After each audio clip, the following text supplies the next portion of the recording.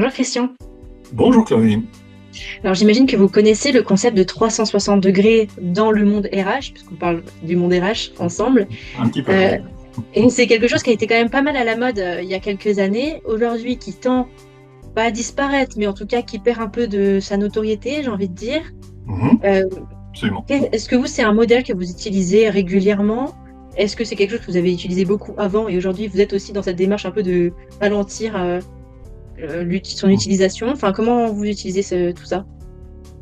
Alors, le 360, effectivement, donc je confirme, ça a été très très à la mode il y a quelques années.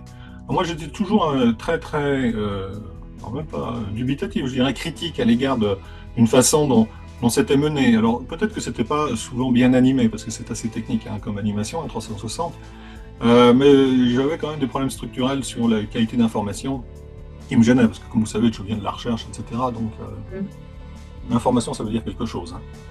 Alors, en fait, ça m'a tellement dérangé, et on va voir pourquoi, qu'on a conçu sous IntelliSense une manière de faire un 360 qui est beaucoup plus productive. Alors, si on fait un petit état des lieux, si vous voulez, donc pour résumer, pour peut-être dans nos spectateurs des néophytes, le 360, c'était une prestation, donc que l'entreprise pouvait commander à un prestataire. Par exemple, alors il y a sûrement de multiples possibilités, mais par exemple, prenons l'exemple de Pierre, qui est un manager, et il se trouve que Pierre, bon, bah, il est bien gentil, il a des tas de qualités, mais pas que. Et il y a certaines choses, on pourrait dire, qui devraient progresser. Alors, Ok. Dieu sait pourquoi, on ne lui dit pas directement, ou alors peut-être il n'entend pas, c'est possible aussi, mais enfin ça pose déjà une question, si vous voulez.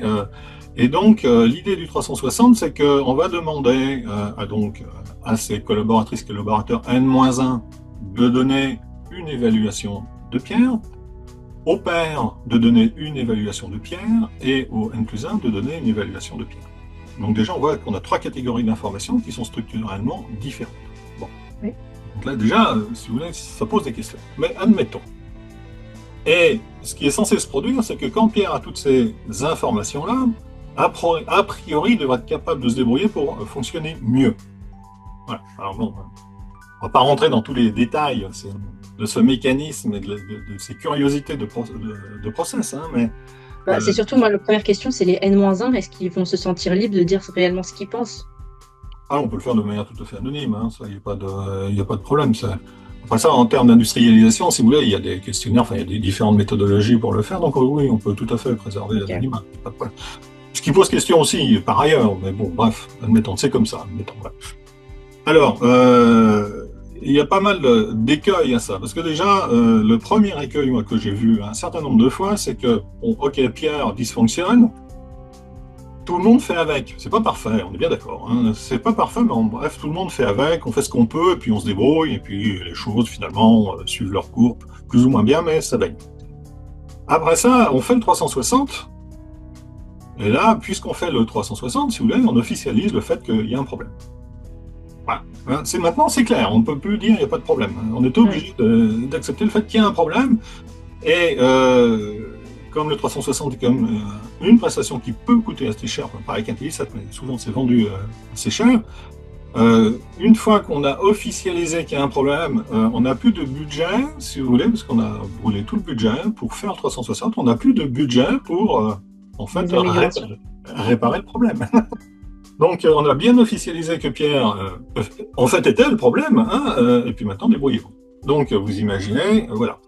Après ça, Pierre, c'est un garçon intelligent, hein, là, ça marche avec Paul aussi, hein, pas de problème. C'est un garçon intelligent, il savait bien qu'il y avait des problèmes, donc lui, il n'a rien appris. Hein. Il n'a rien appris du tout. Et ça fait bien longtemps, s'il avait trouvé la solution, parce que moi, j'ai jamais vu des gens qui étaient câblés à l'envers dans les organisations, si vous voulez.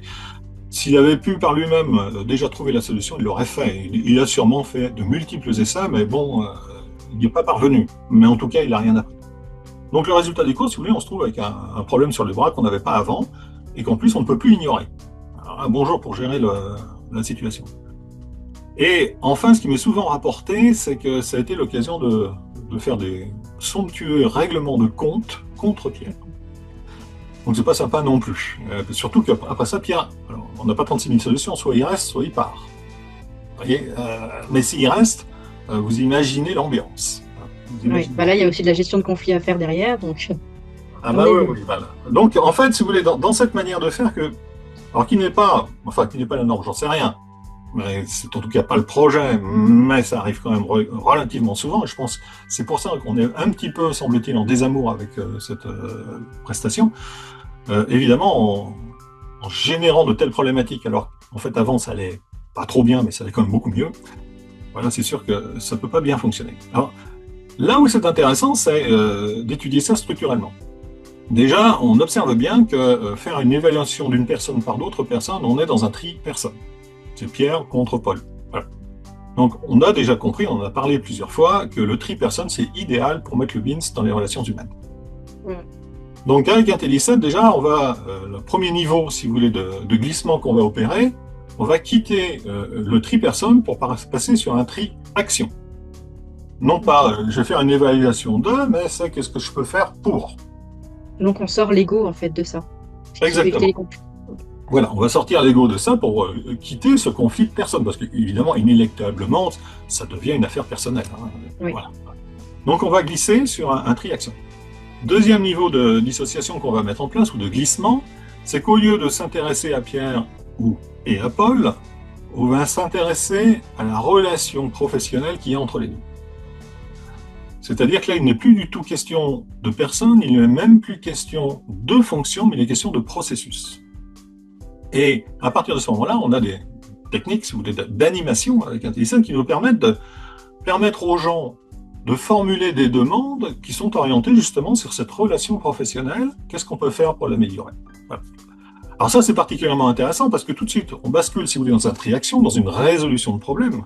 Et ce qui va être très intéressant d'observer, c'est que si Pierre, au début, était le problème, quand on va l'intégrer dans cette mécanique de résolution de problème, il va devenir un contributeur. C'est-à-dire qu'il va complètement muter et il va devenir un apporteur de solutions. Parce que ce qui est intéressant dans Pierre, si vous voulez, c'est que vu son niveau hiérarchique, il a des pouvoirs que les autres n'ont pas. Donc il peut apporter des solutions que les autres tout seuls ne peuvent pas apporter. Ouais. Voilà.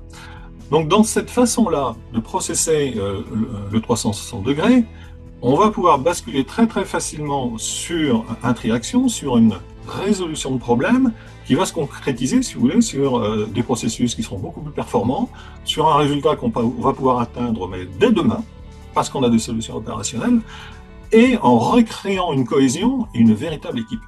Voilà. Et en ayant installé une confiance, parce qu'ils vont tous constater finalement qu'ils sont en train de travailler pour le même projet ensemble, et pour la solution du problème. Donc cette manière de processer, si vous voulez, l'idée 360 est beaucoup plus productive et beaucoup plus efficace. Voilà, alors après ça, on peut aller encore plus loin, mais donc ça c'est un autre sujet, c'est la technologie intelligente. Mais déjà, rien qu'en faisant comme ça, si vous voulez, ça n'a plus rien à voir. Voilà. Oui, en mettant la lumière sur les actions et pas sur les personnes derrière, voilà. On peut déjà aller plus loin. Absolument. Donc voilà un petit peu je dirais un renouveau du 360, j'ai envie de dire, parce que la prestation en elle-même est très très bien, et puis ça fait appel à l'intelligence collective, donc il y a des tas d'arguments pour le faire. Mais la mécanique d'animation doit être particulièrement bien observée et raffinée, on va dire. Voilà. Oui, c'est peut-être d'ailleurs pour ça que ça s'est un petit peu essoufflé ces dernières années, c'est que bon bah on avait fait le tour quoi. Hein. Les gens qui avaient testé, ils avaient été confrontés un peu aux limites de cette méthode. Il semblerait, alors moi évidemment je ne les ai pas tous faits, mais il semblerait qu'effectivement il y a un petit peu des glissements inadaptés qui soient produits d'une part, et mal vécus, ça c'est certain. Et d'autre part, en termes d'espace solution, bah, visiblement, d'après ce que j'en sais, je ne sais pas tout, hein, mais il ne s'est pas passé véritablement des choses formidables. Donc,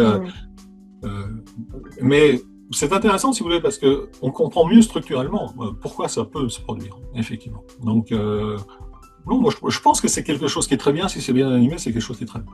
Ouais. La méthode n'est pas à jeter, mais elle est améliorée. Quoi. Exactement. Voilà, merci beaucoup, Christian. Avec plaisir, Chloé. À bientôt. À bientôt.